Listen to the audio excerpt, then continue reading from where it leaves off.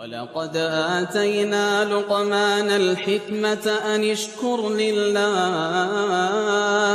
ومن يشكر فإنما يشكر لنفسه ومن كفر فإن الله غني حميد وإذ قال لقمان لابنه وهو يعظه يا بني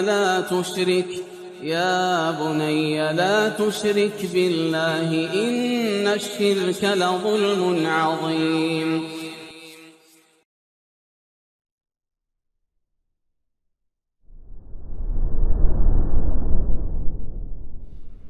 أشهد أن لا إله إلا الله وحده لا شريك له وأشهد أن محمدا عبده ورسوله لا نبي بعده. قال الله تعالى في كتابه الكريم: يا أيها الذين آمنوا اتقوا الله حق تقاته ولا تموتن إلا. Untuk kita dan juga hari ini hari yang baik untuk kita, dan Ramadan ini adalah Ramadan yang terbaik untuk kita semua. Ikhwah sekalian, para jemaah, para ikhwah dan akhwat, para abad dan ummahat, di sini saya akan membahas tentang masalah dunia dan fitnahnya. Masalah dunia dan fitnah dunia. Yang mana dunia dan fitnahnya adalah di antara sebab terbesar nuqsanil iman, sebab terbesar pengurangan terhadap keimanan. Yang mana iman bisa berkurang drastis disebabkan terjelembabnya seseorang di kubangan dunia dan fitnahnya. Kemudian menghabiskan banyak waktu untuk al-khawd fid dunya, untuk mencemplungkan diri di masalah-masalah dan materi dunia yang zailah, yang sementara dan akan hilang. Lebih faham detail tentang dunia dan tidak paham sedikit pun tentang agama. Lebih mampu dengan cepatnya menjawab soalan-soalan masalah dunia, dan ketika ditanya tentang perkara-perkara asasi dalam agama, maka dia terbata-bata.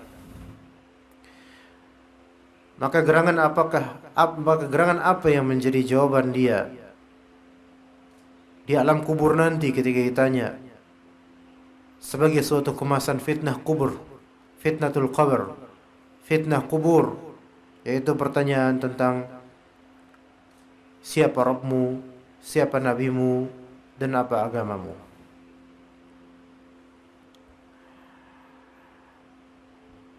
Dan mengekor kepada segala kelezatan dunia adalah suatu azab sebelum azab, suatu kematian sebelum kematian, suatu keterberdayaan sebelum kesengsaraan. Karena segala kelezatan dunia ini jika dituruti maka never ending, tidak akan ada habisnya, endless. Tidak akan ada nikmat terujung, melainkan semua akan diakhiri dengan yang disebut kematian. Kata Allah Azza wa Jalla, alhaakumut takatsur hatta zurtumul maqabir. Dalam ayat ini Allah Azza wa Jalla mencela sikap takatsur yang menjadikan seseorang lalai. Alhaakum at-takatsuru. At-takatsur yaitu sikap memperbanyak, berbanyak-banyak. Alha yaitu melalaikan. Melalaikan dari apa? Melalaikan daripada Allah dan hari akhir.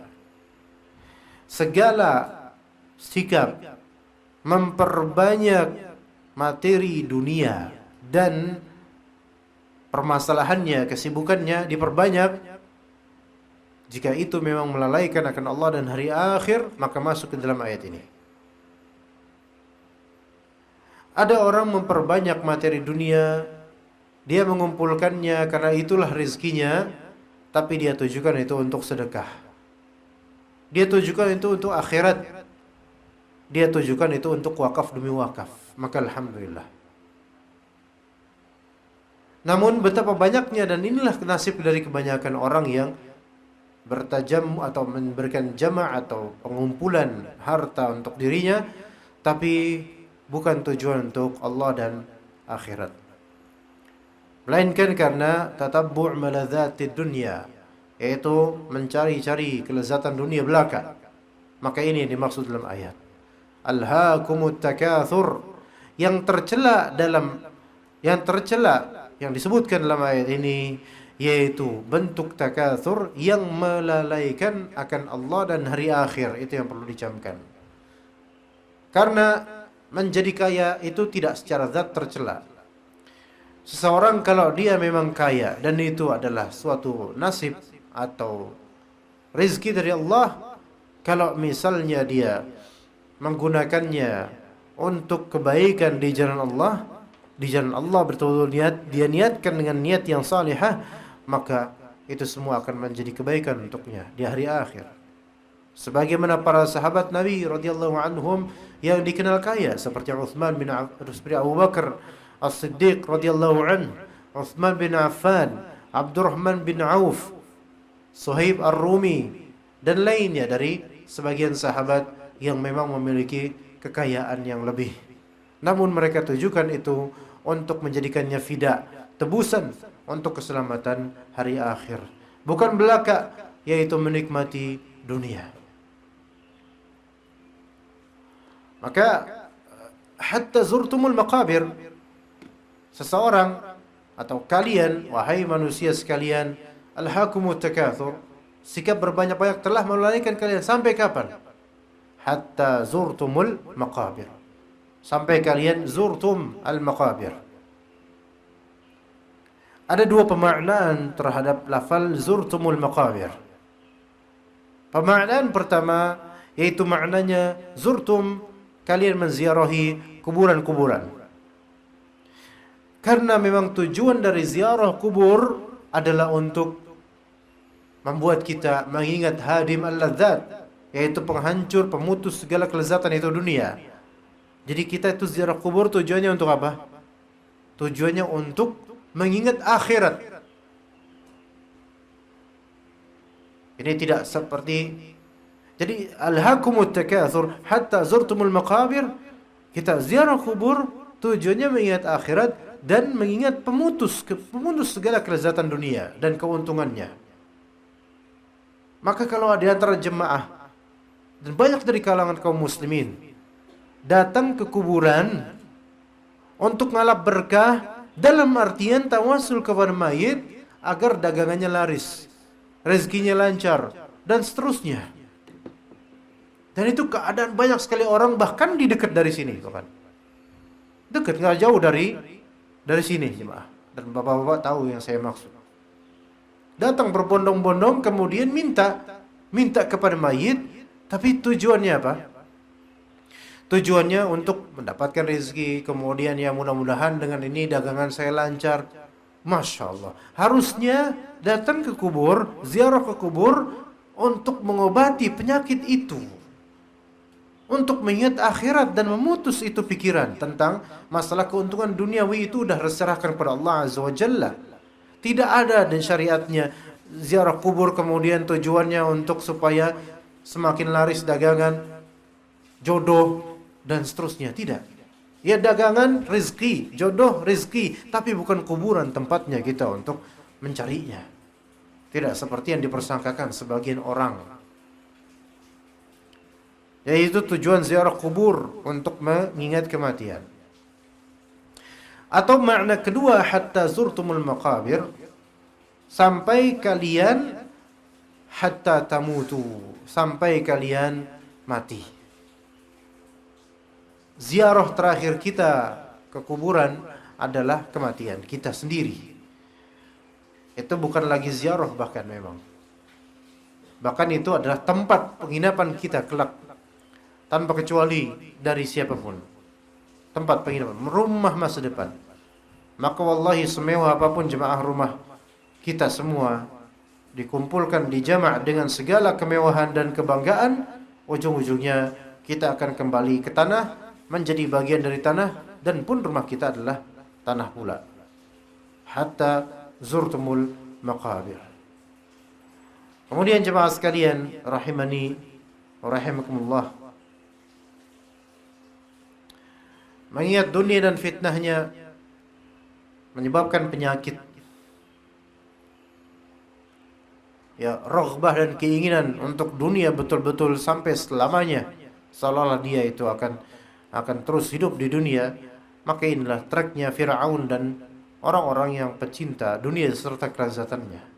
Ibnu Qayyim al-Jauziyah rahimahullah berkata dalam kitab Al-Fawaid, wa ala qadri raghbatil 'abdi fid dunya wa ridah biha yakunu tathaquluhu an ta'atillahi wa talabil akhirah. Kadar kecintaan hamba kepada dunia dan ridhonya hamba kepada dunia, kadar itulah, sesuai dengan kadar itu, yaitu sikap beratnya dia akan taat kepada Allah dan mencari akhir. Berat taat pada Allah dan cari akhirat itu seberat apa? Seberat dia cintanya kepada dunia dan ridhonya kepadanya.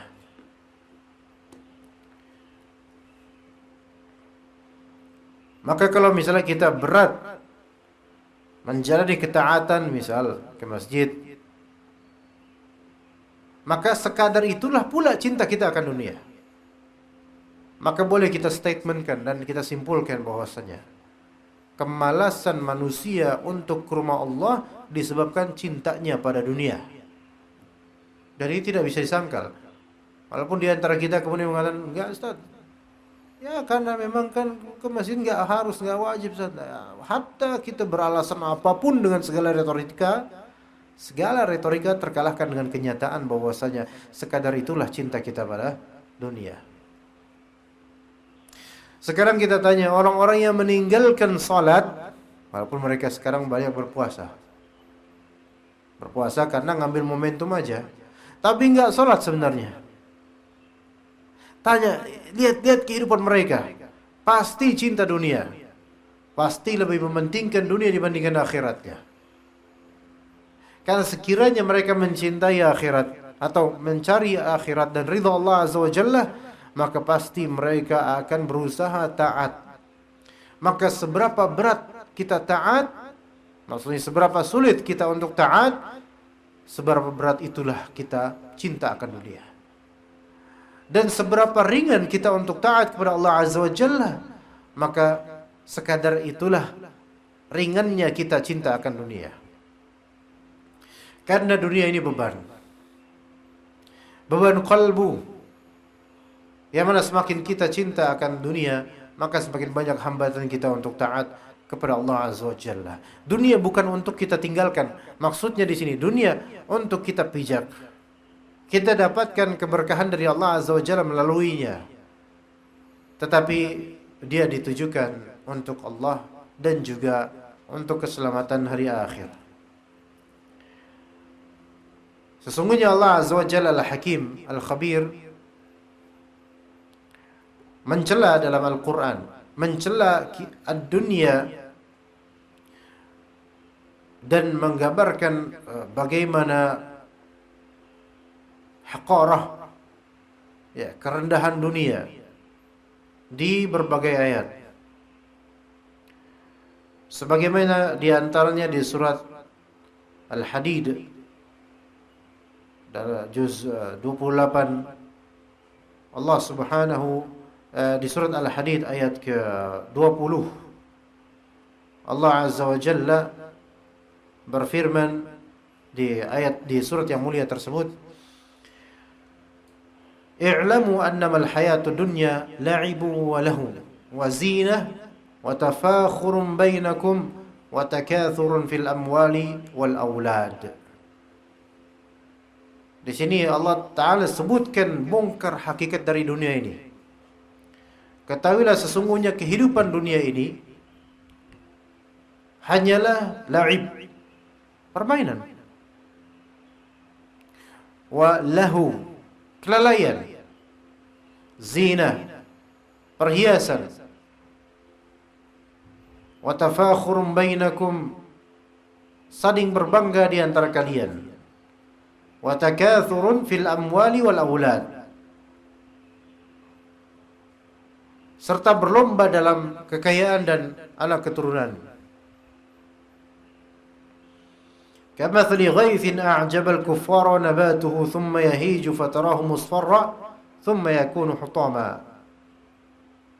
Seperti hujan, dunia ini seperti hujan yang tanamannya mengagumkan para petani, kemudian tanaman itu menjadi kering dan kamu lihat warnanya kuning kemudian menjadi hancur.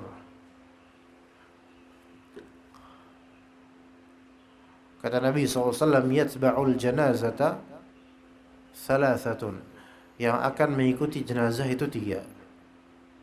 Yaitu apa coba? Maluhu, hartanya, keluarganya, dan amalnya. Itu yang akan mengiringi di pengiringan jenazah kita. Hartanya, keluarganya, dan amalnya. Kemudian jenazah dikubur. Dan yang akan stay dikubur adalah apa? Amalnya. Sementara hartanya dan keluarganya akan kembali ke tempatnya di dunia.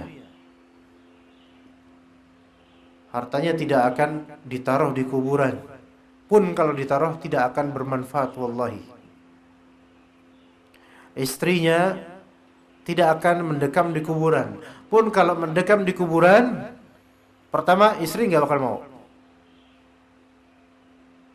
Pun kalau mau misalnya dimatikan bersama nafsi-nafsi masing-masing nanti, nggak akan bermanfaat dengan hal seperti itu.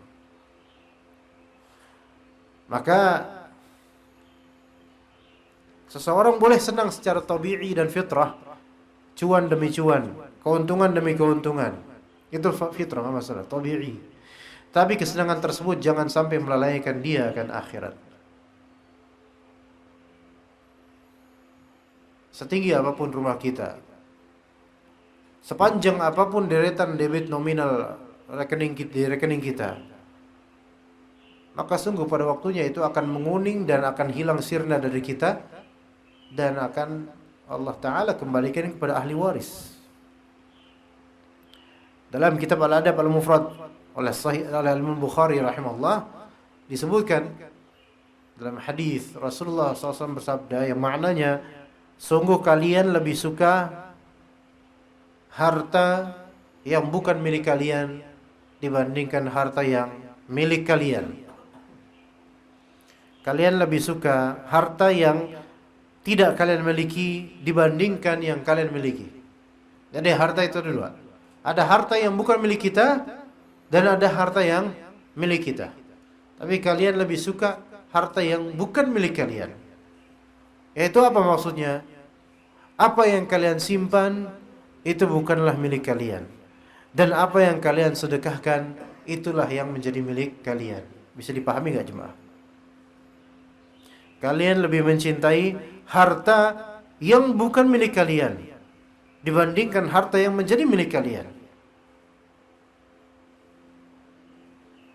Apa yang kalian pendam, yang kalian pegang, yang kalian simpan, itu bukanlah milik kalian. Apa yang kalian nafkahkan dan infakkan, maka itulah milik kalian. Di akhirat nanti jemaah sekalian, ketika kita wafat, harta-harta yang selama ini kita pendam, baik berupa properti, atau berupa cek, atau harta virtual, digital di rekening dan seterusnya, semua tabungan tersebut bukan milik kita kelak. Bahwasanya semua itu akan menjadi milik ahli waris atau ahli wasiat. Pun kalau tidak ada hutang, ya. Sementara harta yang kita miliki nanti setelah wafat adalah apa-apa yang kita nafkahkan dan sedekahkan. Dan kita selama di dunia ini lebih suka dengan harta yang kita simpan sekarang. Kita mungkin melupakan harta yang telah kita nafkahkan kepada anak dan istri, kepada fuqara dan masakin, kepada anak-anak yatim, sedekah di masjid, wakaf di sini di sana, itu kita lupakan. Kita lebih fokus mempertahankan nominal yang kita punya dari tabungan dan properti.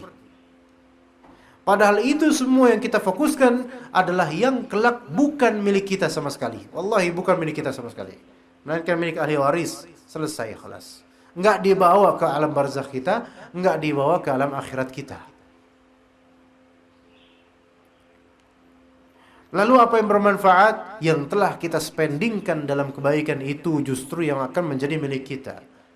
Kita pernah dengar kata Allah Azza wa Jalla, "Yaumu la yanfa'u malu wala banun illa man atallaha biqalbin salim." Pada hari nanti tidak bermanfaat. Mal, harta enggak bermanfaat. Banun, anak-anak enggak bermanfaat. Kecuali yang datang kepada Allah dengan qalbu yang selamat. Qalbu yang selamat, selamat dari jeratan-jeratan dunia. Selamat dari syahwat dan syubhat. Selamat dari kesyirikan dan kebid'ahan. Maka qalbu yang selamat tersebut berarti dia telah menspendingkan di dunia ini harta-hartanya untuk kebaikan. Maka di sini barulah orang-orang seperti inilah yang harta dan anak-anaknya berguna. Jadi jemaah sekalian, kalau kita pernah dengar ayat tersebut, jangan ditafsirkan bahwasanya oh di akhirat nanti harta itu nggak ada gunanya sama sekali, anak-anak itu nggak ada gunanya. Ya udahlah, sekarang kita nggak usah cari harta, nggak usah beranak. Toh nanti nggak bermanfaat. Bermanfaat jika apa? Jika mendatangi Allah dengan qalbu yang selamat. Tapi qalbu yang selamat itu dengan cara apa? Dengan cara kita menspendingkan, pertama dengan cara kita mencari nafkah halal dan menspendingkan dalam wajah yang halal, dalam bentuk yang halal, bentuk yang bermanfaat di jalan Allah. Kemudian anak-anak ini juga kita didik dengan baik sampai bermanfaat dan bermanfaat untuk akhiratnya. Karena ada hadis-hadis Nabi SAW, ayat dan hadis yang menunjukkan bahwasannya harta ini bisa bermanfaat untuk akhirat kita. Atau anak-anak ini bermanfaat untuk akhirat kita. Apa contohnya jemaah sekalian? Di antara bukti harta ini bermanfaat untuk akhirat kita?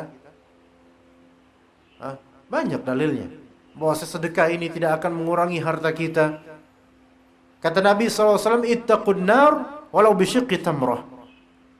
Peliharalah diri kalian daripada api neraka walaupun dengan setengah potek dari kurma. Jadi ada tamrah wahidah, satu kurma, syiqnya itu atau syaknya itu adalah separuhnya, setengahnya. Jadi saking sedekahnya sedikit. Cuman setengah kurma itu sedekah, tapi karena mungkin itu yang dipunya. Artinya bukan kita kalau sedekah udah setengah kurma aja, enggak begitu maksudnya. Sedekah secuil apapun kalau ikhlas dan benar maksudnya, maka itu bermanfaat sebagai perlindungan terhadap api neraka. Daripada api neraka. Berarti ini harta ini yanfa' atau tidak? Bermanfaat untuk akhirat kita. Anak-anak, apakah bermanfaat untuk akhirat kita? Bermanfaat. Di antara manfaatnya misalnya, di antara contohnya, kalau Allah Subhanahu wa taala mudahkan kita semua, insyaallah anak-anak kita itu misalnya lebih ke Al-Qur'an, menjadi hafiz Al-Qur'an, pembaca Al-Qur'an dengan cara yang benar, dengan tulus, dengan ikhlas baca Al-Qur'an. Anak-anak kita sepeninggal kita kemudian mereka menjadi imam, menjadi hafiz, menjadi muballigh, mungkin mengajarkan Al-Qur'an kepada kaum muslimin. Anak-anak kita yang dulu kecil, yang kemudian menjadi besar dan tumbuh besar dan kemudian bermanfaat dengan bacaannya. Maka setelah wafat orang tuanya, nanti ketika di akhirat, Allah Subhanahu wa taala angkat derajat kedua orang tuanya. Yang mana mungkin kedua orang tuanya ini amalannya standar. Baca Al-Quran pun, kalau jadi imam, ya kalau jadi imam ya orang istighfar, ya. Ingat akhirat dengar bacaan bapak ini. Ya, misalnya ya, karena saking nggak dimengertinya gitu. Ya Allah, ini udah tua tapi nggak bisa baca gitu kata orang. Mungkin standar amalannya. Tapi dia punya anak yang dia didik untuk membaca Al-Qur'an, untuk sekolah Al-Qur'an dan semisalnya. Maka diangkatlah derajatnya di akhirat. Kemudian dia bertanya kepada Allah Subhanahu wa taala, "Dari mana ini ya Allah? Saya perasaan nggak segini bagusnya deh." Maka kemudian di antara jawabannya, khilalah di antara jawabannya, yaitu inilah anakmu setelah wafatmu mendoakanmu, beristighfar untukmu. Itu diantaranya. Kemudian dipasangkan untuknya mahkota di surga. Maka dia bingung, ini dari mana mahkota? Itu anakmu yang telah menghafal Al-Quran. Ini berarti anak-anak bisa apa? Bisa bermanfaat. Jadi yaumu la yanfa'u malu wala banun, hari ketika harta dan anak itu tidak bermanfaat, itu hanya untuk orang yang datang kepada Allah tidak dengan kalbu yang selamat. Dan cara supaya kita selamat kalbunya, yaitu tidak menggantungkan diri pada dunia. Siapa yang menggantungkan diri pada dunia, nggak selamat dia kalbunya, hancur hidupnya. Kemudian jemaah sekalian rahimakumullah, Allah Subhanahu wa taala berfirman, "Wa farihu bil hayatid dunya wa mal hayatud dunya fil akhirati illa mata'." Wa farihu, mereka berbangga dengan kehidupan dunia. Sedangkan tidaklah kehidupan dunia dibandingkan akhirat kecuali mata'un qalil, yaitu kecil sekali. Dan sekarang, dari dulu sampai sekarang, banyak orang prestige mereka dan kebanggaan mereka ada pada dunia belaka. Ini bukan berarti kita itu nggak boleh punya mobil mewah. Tafadhol kalau memang ada dananya dan tidak membuat kita sombong dan tidak membuat kita israf berlebihan. Fadhol, silahkan kalau memang mampu. Ini untuk yang mengejar-ngejar, bukan yang dapat dunia dan dia bersyukur dengannya. Fadhol. Tapi yang berbangga akan banyaknya subscriber, ya, dari kalangan YouTuber atau pegiat medsos lah, dengan banyaknya follower dan seterusnya. Berbangga dengan mogeknya. Dunia pokoknya berbangga dengan dunianya. Bahkan mungkin saja berbangga dengan dirinya menjadi pejabat atau aparat. Ini semua dunia. Berbangga ketika mobilnya dikawal, nyewa kawalan, Masya Allah, orang penting. Ini semua dunia. Tidaklah melainkan sedikit sekali itu. Nggak ada apa-apanya di akhirat. Mereka berbangga akan kehidupan dunia. Wa mal hayatud dunya fil akhirati wa mal hayatud dunya fil akhirati illa mata'. Kata Allah Azza wa Jalla di surat Yunus ayat 7 dan 8, "Innal ladzina la yarjuna liqa'ana wa radu bil hayatid dunya wa atma'annu wal ladzina hum an ayatina ghafilun wa atma'annu biha wal ladzina hum an ayatina ghafilun." Sesungguhnya orang-orang yang tidak mengharapkan bertemu dengan kami, tidak mengharapkan berjumpa dengan Allah Azza wa Jalla, mereka ridha terhadap kehidupan dunia. Maksudnya ridha di sini mereka ridha terhadap dunia ini gitu loh, senang dengan dunia ini. Wa tma'annu biha, mereka tenang dengan dunia ini gitu loh. Enggak ada takut-takutnya akan akhirat, enggak ada takut-takutnya akan hisab, enggak ada rasa khawatir segala propertinya ini akan ditanya oleh Allah Azza wa Jalla. Ayo mulai sekarang jemaah sekalian, dari rumah kita, bahkan sampai tanaman yang kita punya di depan rumah yang kita beli, kita ingat ya, suatu saat nanti di akhirat akan Allah tanya dari mana ini dapat, dari harta apa, ya. Itu supaya kita nggak terlalu tenang ini dengan dunia ini, ya. Orang kalau misalnya tenang dengan dunia itu makin tenang, maksudnya tenang dengan dunia itu, tenang punya dunia gitu loh, tenang, merasa nggak ada hisab, akan terus dia akan mencari-cari. Tapi kalau misalnya orang mengerti hakikat dunia, dia tidak akan tenang, dia akan risih dengan banyaknya kepemilikannya, karena dia tahu bahwasanya ini pada waktunya akan apa? Akan ada pertanyaannya.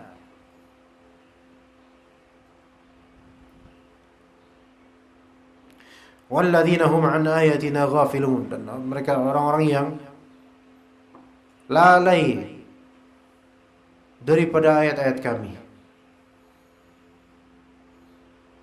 Ulaika ma'wahumun nar bima kanu yaksibun. Mereka ini tempat kembali adalah neraka, sesuai dengan apa yang telah mereka perbuat selama di dunia.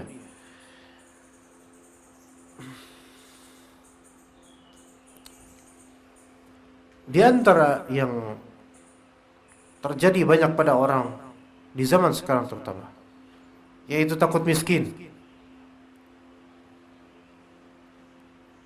Sementara orang-orang miskin nggak takut, padahal mereka udah miskin. Sementara yang tidak miskin takut miskin. Nabi SAW mengatakan, "Fawallahi mal faqru akhsha alaikum."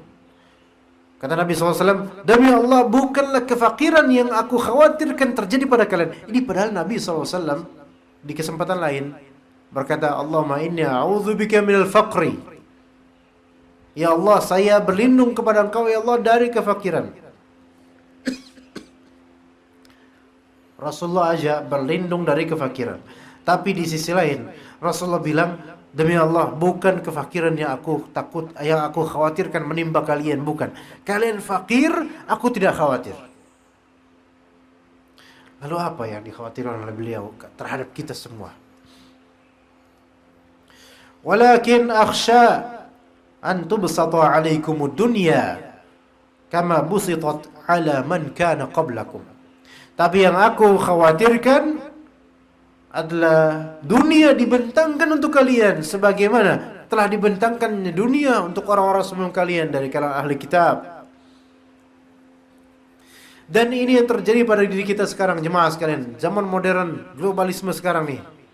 Modern sekarang.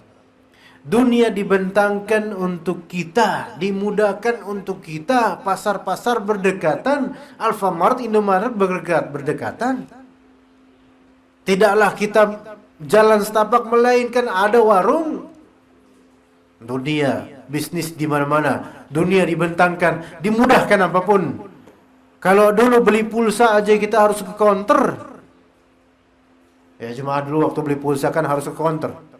Naik motor dulu tuh ke counter tuh. Atau nitip sama pembantunya. Nanti kalau ke pasar kaget, nitip pulsa. Dulu. Sekarang gampang. Ada M-banking. Ya kan? Ada electronic banking, gampang.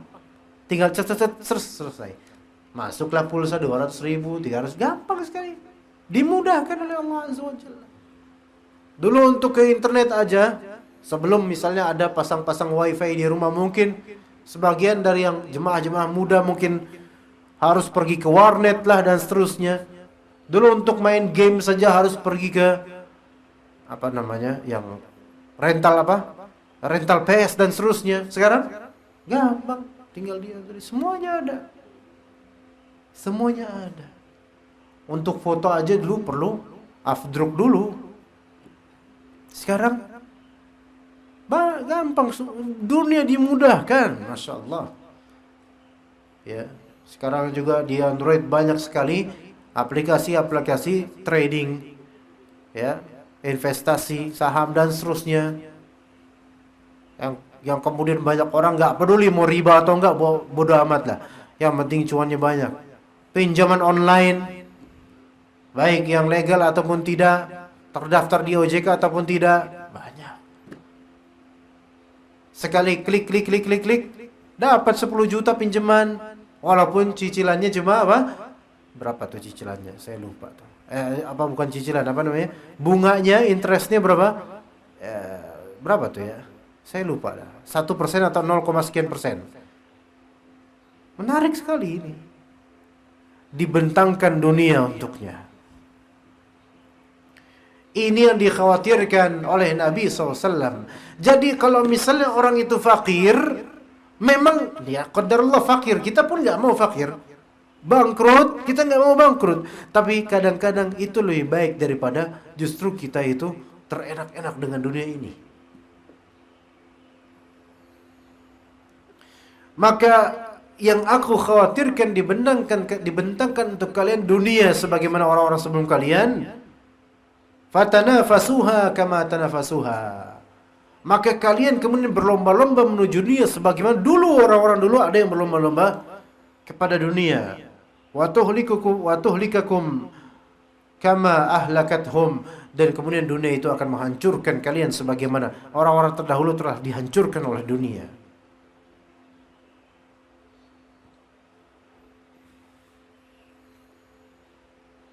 Itu diantara nas-nas yang atau teks-teks ayat ataupun hadis yang menunjukkan kekhawatiran atau yang menunjukkan celaan terhadap dunia jika tidak ditujukan untuk akhirat. Maka barang siapa yang menginginkan pertumbuhan iman, kekuatan iman, dan keselamatan dari kelemahan iman dan kekurangan iman, hendaklah dia bermujahadah, dirinya bermujahadah untuk menjauhi fitnah-fitnah dunia dan hal-hal yang melalaikan dalam masalah dunia. Namun di sini kata Syekh Abdul Razzaq, wala yatimmu dzalika wala yatahaqqaqu illa ba'da an-nadhari fi amrayn. Tidak sempurna kita bisa manage dunia ini sesuai dengan apa yang Allah dan Rasulnya inginkan kecuali kita lihat, kita tinjau dari dua perkara. Yang pertama, an-nadharu fi dunya wa sur'ati zawaliha wa fana'iha, yaitu kita melihat dunia ini beserta cepat hilangnya dunia ini dan betapa kurangnya dunia ini.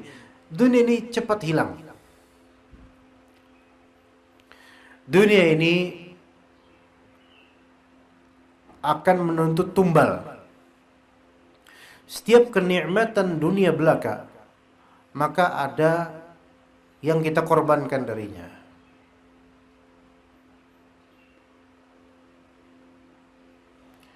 Ya, dunia ini ibarat makanan. Kalau kita memakannya, menikmatinya dengan porsi berlebih karena rakus, maka akan mencekik kita sendiri. Sebagaimana makanan.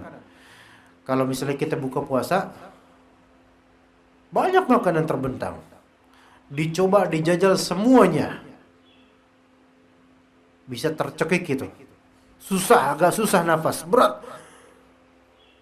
Mau sholat maghrib pun udah gak enak ini. Ruku kayak mau keluar itu makanan. Sujud keluar beneran itu makanan. Saking banyaknya.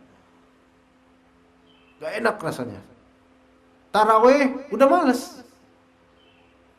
Itu dunia kayak gitu. Ya.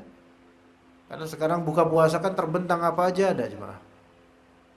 Apalagi punya duit bisa spending dalam satu kali buka puasa untuk satu keluarga yang cuma berapa cuil orang, 200.000 sehari. 200.000 habis. 200.000 habis, sementara sebagian dari orang di kampung-kampung atau mungkin di perkotaan juga ada yang saking nggak punya duitnya, dia cuman air, kurma, gorengan pun dia bikin sendiri, itu juga cuman 2 doang paling, karena minyak lagi mahal, ataupun beli minyak yang murah, yang mungkin itu cuman ngabisin sekali porsi, sekali dalam sehari itu untuk buka puasa nggak sampai 5.000 mungkin. Kormanya juga, korma dikasih sama tetangga, jadi nggak punya modal. Ya. Kita bisa berapa? Bisa 200.000 dalam sekali buka puasa di satu keluarga yang mungkin anak cuma 3 atau 2 atau 1, istri 1, suami 1. Habis 200.000. Yang mana 200.000 itu sekali habis, kita bisa menafkahi buka puasa fakir miskin, bisa 10 orang, 20 orang, 30 orang. Dan itu pahalanya berlipat, 20, 30 lipatan pahala. Pahala puasa mereka terhadap kita. Lihat, habis cepat kan dunia ini, makanan habis cepat, harta habis cepat. Tetapi amalan membaka sampai hari akhir. Begini jemaah sekalian, ketika misalnya terjadi darurat, misal istri kita sakit, atau anak kita sakit, atau kita sakit, istri sakit, anak sakit, misalnya, tiba-tiba harus ke rumah sakit, nggak ada BPJS, nggak pakai BPJS, habis langsung duit puluhan juta, habisnya itu cuman dengan cara gesek, seret. Mungkin kita capek-capek nabung itu sampai 2 tahun, mungkin ya misalnya 2 tahun capek-capek nabung itu, sekali gesek 2 detik selesai, 70 juta habis sekali gesek untuk pengobatan anak istri. Ini dunia kayak gini jemaah sekalian. Ketika sudah zail, sudah hilang, udah khalas. Tetapi ketika itu suatu amalan, maka itu membaka sampai hari akhir, diungkit amalan tersebut, tampaklah kemudian catatan amalnya. Kalau misalnya kita kemudian sedekah di bulan Ramadan ini untuk fakir miskin misalnya, sepertinya di sini ada program untuk itu kalau tidak salah ya. Saya nggak tahu, ada nggak Bang Iqbal? Ada nggak? Santunan anak yatim maksudnya seperti itu ya. Misal ya, ada jemaah sini mungkin khusus dia, saya pengen inilah. Oke, saya kasih 10 juta. Udah sekali gesek seret, dah selesai. Itu mungkin hanya butuh waktu 1 menit registrasi atau daftar dan udah selesai dah. 1 menit saja, 10 juta, 20 juta, sebentar. Tetapi boleh jadi dengan ikhlasnya, karena dia sedekah dengan ikhlasnya, maka dia bisa awet dirinya di padang mahsyar sampai mungkin ratusan ribu tahun. Iya. Di padang mahsyar nanti orang-orang itu banyak kebanjiran keringat karena dosa mereka dan tidak punya iman atau tidak ada bekal sedekah atau amalan. Di antara yang disebutkan oleh Allah, sab'atun yudhilluhumullahu fi dhillihi yawma la dhilla illa dhilluh. Ada 7 golongan yang Allah berikan naungan darinya di hari yang tiada naungan kecuali dari Allah Azza wa Jalla. Yaitu apa salah satunya? Seseorang sedekah tangan kanannya tidak diketahui oleh tangan kiri. Apa artinya? Bukan berarti tangan kiri diumpetin, enggak mesti gitu. Maksudnya dia ikhlas betul-betul dan tidak banyak cerita sama orang. Ketika registrasi, daftar, ini 10 juta. Atas nama siapa Pak ya? Hamba Allah.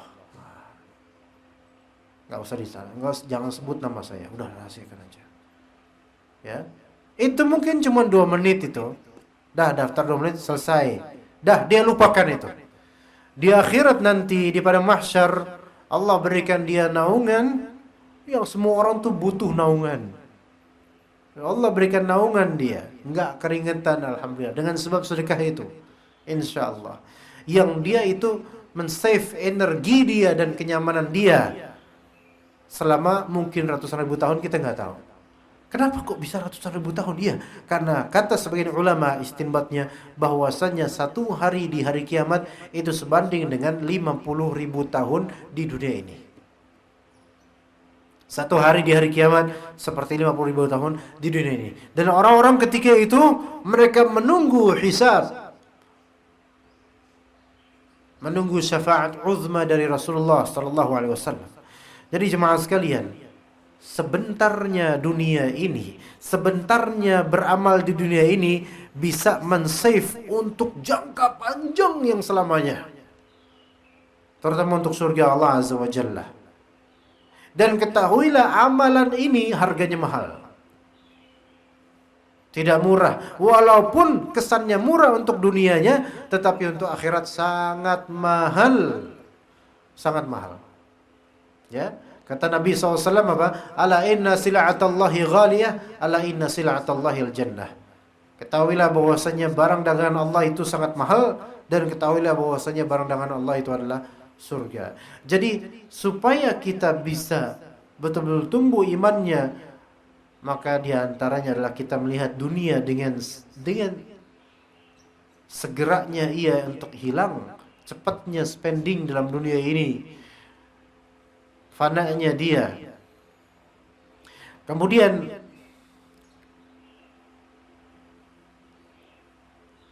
yang kedua, Setelah kita melihat bagaimana dunia, kita lihat an-nazar fil akhirah, melihat bagaimana akhirat yang abadi ini. Kemuliaan orang-orang yang selamat di akhirat dan kerugian orang-orang yang tidak selamat di akhirat. Sebutkan wal akhiratu khairu wa abqa. Akhirat itu lebih baik dan lebih baka. Maka jemaah sekalian rahimakumullah, di bulan Ramadan ini beramallah kita jemaah sekalian rahimakumullah, apalagi amalan-amalan yang sifatnya transitif, membutuhkan objek. Karena barangkali dalam hadis disebutkan bahwasanya umat ini ditolong karena orang-orang lemah di antara mereka. Ya, umat ini ditolong dengan sebab orang-orang lemah di antara mereka. Bukan lemah iman, tapi lemah di sini mungkin lemah ekonomi, lemah keduniaan. Dan orang-orang yang lemah keduniaan ini biasanya mereka lah yang lebih tulus dalam berdoa. Nah, kesempatan besar jemaah sekalian kalau kita mempunyai saudara, keluarga yang kesulitan. Oke, bukan saudara keluarga, mungkin saudara keluarga kita udah Masya Allah semua mapan. Ya, siapapun yang kita kenal yang kesulitan dan kita tahu dia orang yang pandai bersyukur, maka sedekahkan secara rutin. Baik dia berupa armalah, janda yang miskin atau yang membutuhkan nafkah, ataupun orang miskin. Kata Nabi SAW, as-sa'i 'alal armalati wal masakin kal mujahidi fi sabilillah wa kas-sha'imi alladhi la yuftir wa kal musalli alladhi la yaftur. Orang yang sa'i, yang bekerja untuk menafkahi armalah dan masakin. Ada dua pihak. Pertama al-armalah. Armalah ini adalah janda, terutama janda yang wafat suaminya. Tidak ada lagi yang menafkahi anak-anaknya, melainkan janda inilah yang membanting tulang dan tidak ada yang menafkahinya. Ini armalah. Jadi armalah di sini, janda di sini bukan semua janda. Kalau janda tua, janda kaya enggak termasuk dalam hadis ini. Ya, menafkahi janda kaya tidak ada keutamaan khusus. Yang dimaksud janda sih janda yang kekurangan, yang dia punya tanggungan dan tidak ada yang menanggungnya atau kekurangan pokoknya. Ini dimaksud sa'i al-marah. Ini tidak seperti yang difahami sebagian dari jemaah laki-laki ya. Janda kaya cantik, punya harta banyak, ayo kita nafkahi biar kita dapat keutamaan hadis ini. It's on your mind. Itu cuma pikiranmu tok. Enggak seperti yang kau pikirkan. Itu armalah di sini adalah janda yang miskin, yang punya tanggungan hidup, yang hanya dia yang membanting tulang untuk itu. Ya. Ya, syukur-syukur kalau kemudian dinikahi dapat dua keutamaan hadis ini dan juga keutamaan menafkahi, menikah. Ya. Kemudian wal miskin wal masakin, dan juga yang menafkahi orang-orang miskin secara rutin. Ini apa ganjarannya? Kal mujahid fi sabilillah, seperti orang yang berjihad di jalan Allah. Wa kas-sha'imil ladzi la yuftir, seperti orang puasa yang enggak iftar terus menerus pahalanya. Wa kal musalli alladzi la yaftur, seperti orang yang salat yang tidak bosan-bosannya salat. Jadi dia dapat keutamaan jihad, dapat keutamaan puasa yang tidak terputus, dapat keutamaan salat yang tidak terputus. Dia cuma apa? Dia hanya rutin menafkahi apa? Janda miskin yang punya tanggungan anak, dan juga dia menafkahi orang, atau dia menafkahi orang miskin secara rutin. Iya. Maka kalau misalnya ummahat ada suami yang ahli nafkah, ahli sedekah, dia memsedekahi janda miskin ataupun orang miskin, maka jangan dicegah. Ngapain sih bang? Dasar emang centil aja, jangan gitu kan. Kecuali kalau emang benar centil beneran ya. Maka kalau memang bisa mungkin melalui istrinya, kasih tuh fulanah, kasih dia. Ya. Cemburu boleh, tapi jangan menutup kebaikan Allah Azza wa Jalla terhadap hamba-hamba ini. Ya, maka ini semua keutamaan jemaah sekalian yang semoga Allah Ta'ala mampukan diri ana dan juga antum semua untuk bisa melakukan hal-hal terbaik terutama di bulan Ramadan ini. Wassallallahu ala nabiyina Muhammad wa ala alihi washabbihi ajma'in. Apakah ada pertanyaan jemaah sekalian sebelum kita atau kita sambil menunggu waktu syuruk? Waktu syuruk jam berapa? Salat syuruknya jam berapa kira-kira? Ini apa ini? 6:08. Kita punya 8 menit untuk tanya jawab. Dipersilakan. Kalau nggak ada tanya jawab ya udah kita diem aja gini sampai jam 6:08. Tafadhol para jemaah, siapa yang punya pertanyaan? Ustaz, mau tanya Ustaz. Apa? Tafadhol. Kalau kita ada mau infak, ini urutan-urutan terbaik itu kemana itu? Ya. Baik. Terima kasih Baik Iqbal atas pertanyaannya. Ini mohon maaf ya saya selonjoran ya. Bukan karena nggak sopan, tapi memang kalau sila terus itu rasanya gimana gitu. Sila tegang, ngobrol ngomong lagi itu memang beda ya rasanya. Urutan infak. Ya, urutan infak. Ini perlu diketahui oleh kaum muslimin terutama pria. Laki-laki ya. Karena banyak yang salah paham atau kurang paham sehingga terjadi kezaliman. Begini. Infak atau sedekah itu ada yang wajibah dan ada yang mustahabbah, ada yang wajib dan ada yang sunnah. Itu dulu. Yang wajib itu apa? Pertama tentu zakat wajib. Ya, zakat fitri atau zakat mal, bagian terkena kewajiban zakat mal. Ya. Ya. Kedua diantaranya yang wajib dari sedekah yaitu sedekah nazar. Dia nazar, kalau saya lulus kuliah, saya akan sedekah 2 juta. Saya bernazar kepada Allah untuk sedekah 2 juta. Ini wajib nih. Itu naikkan.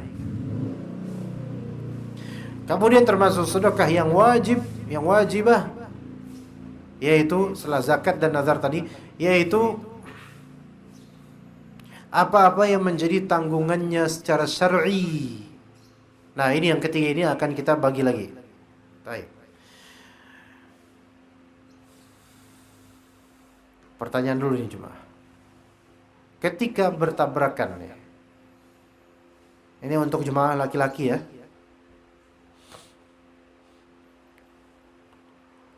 Kita punya uang yang hanya untuk cukup satu pihak. Dan dalam konteks ini pihak orang tua kita butuh dan istri dan anak juga butuh. Pertanyaannya, manakah yang lebih kita dahulukan? Nah. Ayo Pak, jawab Pak, silakan. Open discussion. Atau enggak ada discussion? Saya aja yang jawab. Hah? Ayo. Oh, Masya Allah. Orang tua terlebih dahulu. Bagus sekali Aiman jawabannya. Ada orang tua yang protes dengan anak ini? Hah? Ada yang tidak setuju Pak? Orang tua terlebih dahulu kata Yasir Aiman. Gimana? Setuju? Setuju. Setuju atau STJ? STJ nama bis itu ya. Setuju.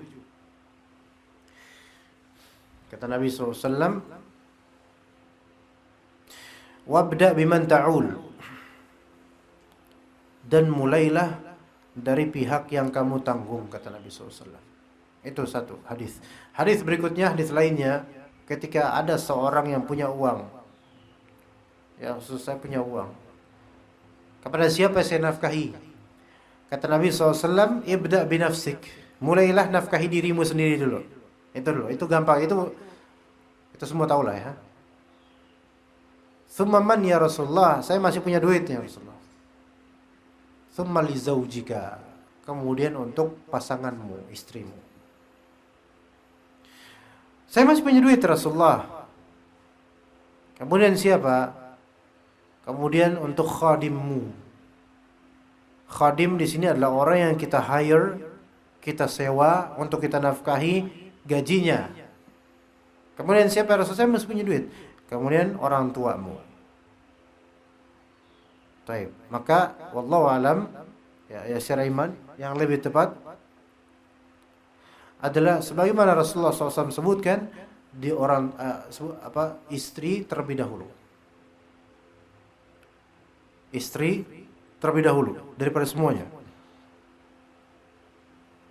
Inilah petunjuk Nabi SAW dan ini yang disalahpahami oleh banyak orang atau banyak dari para pria. Bakti orang tua ada, tapi menafkahi istri lebih aula ketika terjadi pertabrakan.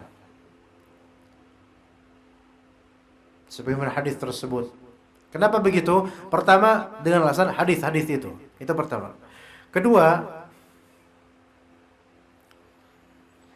kewajiban menafkahi orang tua ini kewajiban yang sifatnya terikat dengan konteks. Tapi kewajiban menafkahi istri ini kewajiban yang tidak terikat dengan konteks. Selama dia masih istri, maka wajib menafkahinya bagaimanapun keadaannya. Artinya begini jemaah sekalian. Kewajiban menafkahi orang tua itu bersyarat. Kewajiban menafkahi istri tidak bersyarat. Syarat kita dapat kewajiban menafkahi orang tua, pertama, ada dua syarat. Pertama, orang tua tersebut memang sangat butuh. Dan kedua, kita mampu untuk menafkahinya. Baru kita wajib menafkahinya. Adapun kalau kedua orang tua sudah kaya, tidak wajib menafkahinya. Atau orang tua ini butuh, tapi kita nggak punya duit atau kurang, maka nggak wajib kita untuk menafkahi orang tua. Ini syaratnya yang harus difahami oleh banyak dari kaum muslimin. Jadi syarat wajibnya kita menafkahi orang tua ada dua jemaah. Yang pertama, orang tua ini memang butuh, fakir. Yang kedua, kita mampu menafkahinya. Ini pahami baik-baik. Adapun menafkahi istri tanpa syarat itu, artinya begini, kalau istri ini nggak butuh karena kaya, bahkan dia lebih kaya daripada kita, tetap kita wajib menafkahi istri. Ini pahami baik-baik, sampai usia berapapun. Sampai kita nggak bisa nafkahin karena mungkin cacat atau apa mungkin, tapi itu uzur. Ya. Yang kedua, walaupun kita nggak mampu atau kurang, tetap wajib nafkahin. Itu bedanya jemaah sekalian. Jadi bandingkan menafkahi orang tua dengan menafkahi istri. Menafkahi orang tua bersyarat.